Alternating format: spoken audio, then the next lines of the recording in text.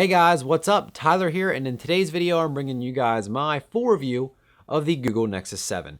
Now this is the 2013 edition of the Nexus 7, and I owned the previous generation and I thought it was a great tablet. I went from using my iPad 2 as my main tablet to the Nexus 7, and I thought it was a great transition. I really enjoyed every aspect of the Nexus 7. And so we're going to see if this one improves on the previous generation, what it improves on, taking a look at the hardware and the software, and overall the full experience of the Nexus 7.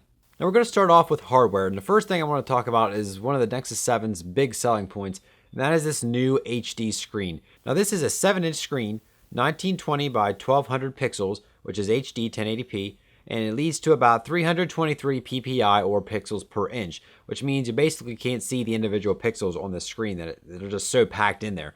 All these pixels in this little 7-inch screen. And it's a really nice screen. The colors are very nice and vibrant, and I think they're accurate, and lots of other people have been saying they're accurate as well. And I think the screen just looks a lot better. I can definitely, I knew a difference as soon as I turned this thing on and looked at the screen. I could tell a difference from this screen and the old Nexus 7. And now it also comes with stereo speakers. Now, these aren't the greatest speakers in the world. There's 2 speakers on the back, and they're still pretty tinny. They aren't the greatest speakers. I mean, I'm glad they included dual stereo speakers, because the speakers on the previous generation of Nexus 7, it just wasn't a good thing. It wasn't a good situation. They came out on one side, and if you held it with either portrait or landscape, chances are you're pretty much going to muffle the sound. It didn't really get loud. These new stereo speakers, they're a little bit better. They still aren't the greatest. You still can muffle them when you're holding it like this, but overall, it's an upgrade from what it was before, and I don't think they're the greatest, but they're definitely an improvement. Also on the outside of the device, we do have cameras. The regular front-facing camera is 1.2 megapixels. It can record up to 720p. And the back-facing camera is a 5 megapixel camera, which can record 1080p, 720p, or standard definition. And I did a video on the channel showing you guys the camera test and mic test. On the microphone, it has a lot to be desired. It clips, it's very tinny, and it's just not a very good microphone at all. The camera, the back camera, it's decent. It's not the greatest thing since sliced bread, but it is a pretty good camera for a tablet, I guess. I really don't use my tablet to take a lot of pictures. The front-facing camera still isn't that great, but it will get the job done for your regular Skype calls or any kind of voice or video conferencing you want to do with other people. And also on the device, we do not want to forget the headphone jack, because if you want to listen to your tunes through headphones, you're going to need a headphone jack. And it's right up here on the top, nothing special. And there's a couple microphones around the side of the device. And that's basically all there is in terms of the hardware. And so let's jump on the inside of the device and show you what's running on the inside. Now, since I can't actually take this thing apart and show it to you piece by piece, we're just going to read off what actually is on the inside of this thing. So in terms of battery, we have a 3,950 milliamp battery. It says it gives us up to 9 hours of use. I'm guessing that's continual use, but I've gone 3 or 4 days without charging this thing, and that's using it every day for light browsing. I haven't really watched a lot of video on it. I'm usually not watching video on it all the time, but it lasts me around 3 or 4 days before I have to charge it again. The previous Nexus 7 was a little bit worse. I'm going to have to find myself charging it every 2 or 3 days or so. But this could go 3, 4, sometimes even 5 days without charging, and so the battery is an improvement over the previous generation. In terms of processing, we have a Qualcomm Snapdragon S4 Pro clocked at 1.5 gigahertz. I don't know what that all means, but it's impressive because this thing is pretty snappy.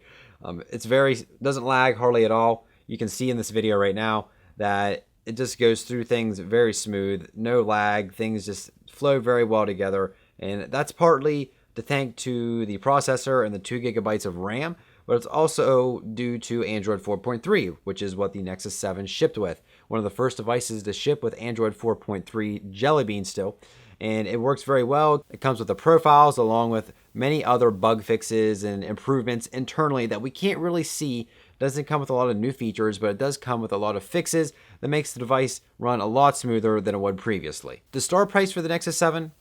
$230, and so I got the baseline 16 gigabyte model. It also comes in 32 gigabytes. I got the baseline 16 gigabytes Wi-Fi only, $230. That's a pretty good deal for a tablet, especially for a tablet with a nice 1080p screen. All the other features that I included. It's very snappy. It doesn't lag at all. And personally, I think it's improved on every aspect of the previous generation of the Nexus 7.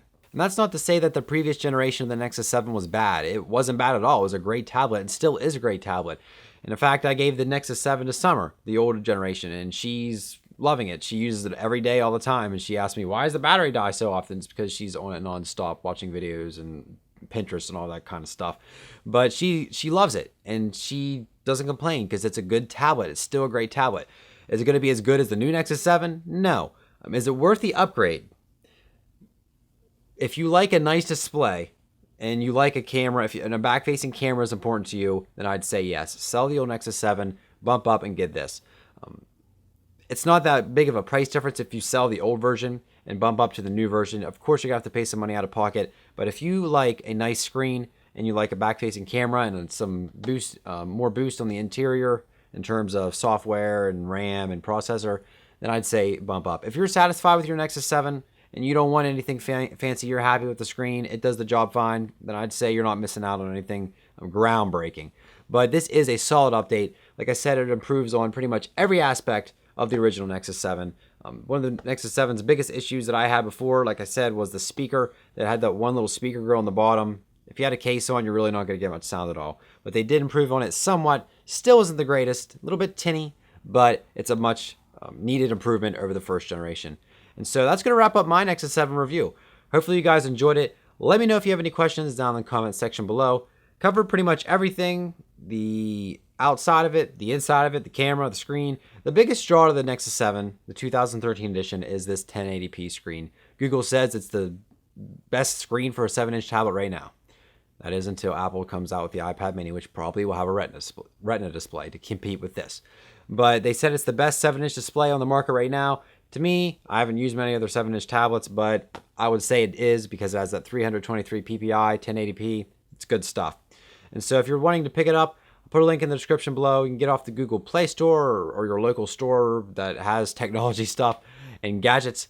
And so hopefully you guys did enjoy the video. If you did, leave it a thumbs up. Don't forget to subscribe if this is your first time at the channel.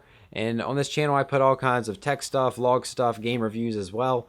And make sure you also check out geeksterlab.com for all your tech news, reviews, videos, and all that fun, geeky, technological stuff. So that's going to wrap up this video. Make sure you also check me out on all my social links. They're down in the description below. So thank you guys so much for watching, and we'll see you guys in the next one.